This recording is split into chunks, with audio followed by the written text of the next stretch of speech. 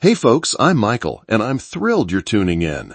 The Trump administration has rolled out a significant overhaul at the Social Security Administration here in the U.S. This goes beyond minor adjustments.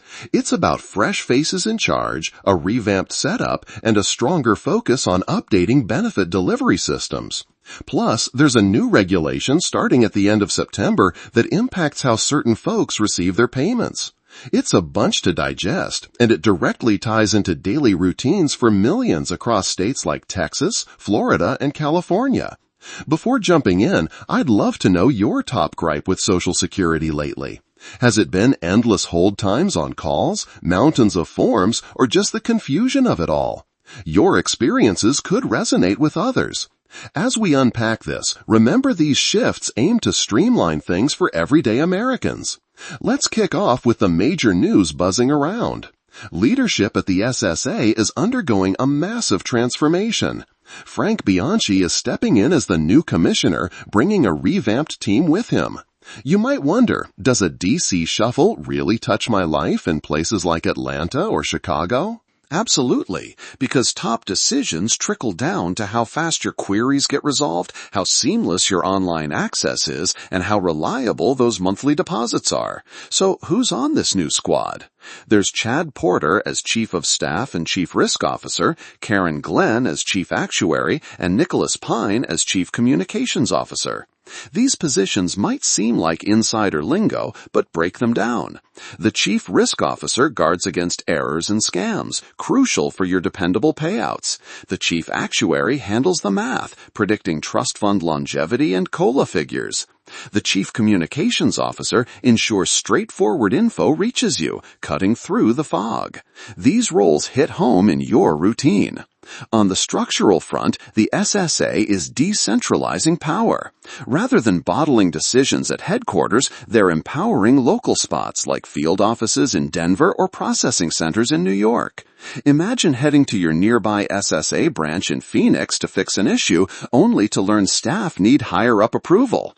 This change gives them more leeway to handle it right there. Is it flawless? Time will tell, but the intent is reduced red tape and better help. We're seeing gains already. Call waits on the 800 number dropped from over 30 minutes to 6 to 8 minutes average. In-person waits at offices are down 25 to 30%. The My Social Security site, once offline 29 hours weekly for upkeep, now runs around the clock. Great for shift workers in Seattle or insomniacs checking at 2 a.m. That's the leadership and ops angle. Now onto payments, which affects many directly. From September 30th, paper checks for Social Security and disability benefits cease, save for specific waivers. If you're on direct deposit or the Direct Express card, no sweat. But for the under 1%, about 500,000, still mailing checks, this is key. Why the push? Paper costs 50 cents per issuance versus 15 cents digital, saving over $2 million yearly nationwide. Plus, papers are 16 times more theft-prone. From DC's view, it's about smart spending and safety in a digital era. But let's be honest, what looks efficient can burden some. Think of a 92-year-old in rural Montana, no web or cell, relying on that mailbox walk. Waivers cover those 90-plus, remote areas without banks like parts of Alaska, or severe disabilities.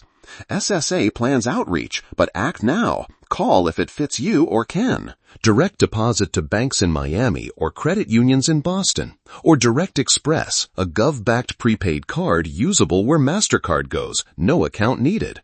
It's straightforward for those avoiding traditional banking. Funds load, you spend. How's this landing with you? Is digitizing everything logical, or does it strain seniors in places like rural Kansas unfamiliar with tech? Personal tales highlight the real impact. Zooming out, Social Security's funds face strain. Per the 2025 Trustees Report, combined reserves deplete by 2034, potentially cutting benefits 20 to 23% without action. Congress avoids that mess, but urgency builds. A fresh proposal under Trump eyes a $1.5 trillion fund seeded $300 billion annually for 5 years, investing for growth to sustain without hikes in retirement age or slashes. It's innovative, needing cross-aisle backing amid debates. The Social Security Fairness Act, signed January 5, 2025, ends windfall elimination provision and government pension offset, aiding public workers like teachers in Ohio or firefighters in Los Angeles by boosting benefits for dual pension folks. COLAs are central too. 2025's is 2.5%, bumping average retiree checks. For 2026, estimates hit 2.7%. Yet, with grocery runs in Dallas or meds in Philadelphia outpacing, it feels short. A push for minimum 3% annual COLA aims to shield during low inflation years. Passage pending, but it's vital. Overall, these moves, from leadership to payments, funding ideas, COLA talks, drag Social Security modern. Smoother aspects like quicker calls or anytime logins help. Disruptive ones like check phase-out or solvency worries challenge. The system must adapt to endure, especially with 72.5 million beneficiaries growing. What to do? If on paper, switch via godirect.gov or SSA Call Pronto. Set up my Social Security account in minutes for oversight. Track policy shifts. They affect your finances directly. Feeling hopeful or anxious about the new team? Could they truly improve, or just another DC remix? Shifting gears, let's delve deeper into how these changes intersect with broader economic trends. With inflation ticking up slightly in mid-2025, the projected 2.7% COLA for 2026 offers a modest buffer, but may not fully cover rising costs in urban hubs like San Francisco or healthcare in Nashville. The Senior Citizens League's models highlight this, stressing the need for retirees to budget wisely. On the trust fund front, the 2025 report underscores a shortfall, prompting calls for reforms. Trump's administration has spotlighted inefficiencies, identifying savings for fiscal 2025 through streamlined processes, like accepting I-10s for ID.me credentials to ease access for immigrants in New York or Texas. The paper check transition, while reversed partially for extreme cases post-backlash in July 2025, still pushes most to electronic amid security concerns. Sources confirm fewer than 1% rely on them, but for those in isolated spots like Appalachia, waivers remain crucial. This aligns with Treasury's broader phase-out of paper for federal payments, saving taxpayer dollars. Leadership under Bianchi emphasizes tech upgrades, including AI-driven fraud detection, piloted in 2025, reducing erroneous payments in trials. Porter's risk role now incorporates cyber threats, vital after recent data breaches affecting agencies. Structurally, empowering field offices in cities like Detroit means faster resolutions for common issues, like benefit recalculations under the new Fairness Act, which could add hundreds monthly for affected workers. Payments-wise, Direct Express has expanded partnerships, now fee-free at more ATMs in rural Wisconsin, making it user-friendlier. Cost savings from Digital Shift fund these enhancements. Solvency proposals gain traction. The $1.5 trillion fund idea draws from successful models like Canada's pension investments, potentially yielding returns to offset deficits. COLA debates include tying adjustments more closely to senior-specific inflation indices, a push gaining bipartisan nods in Congress as of August 2025. Finally, wrapping up, the ripple effects extend to tax policies.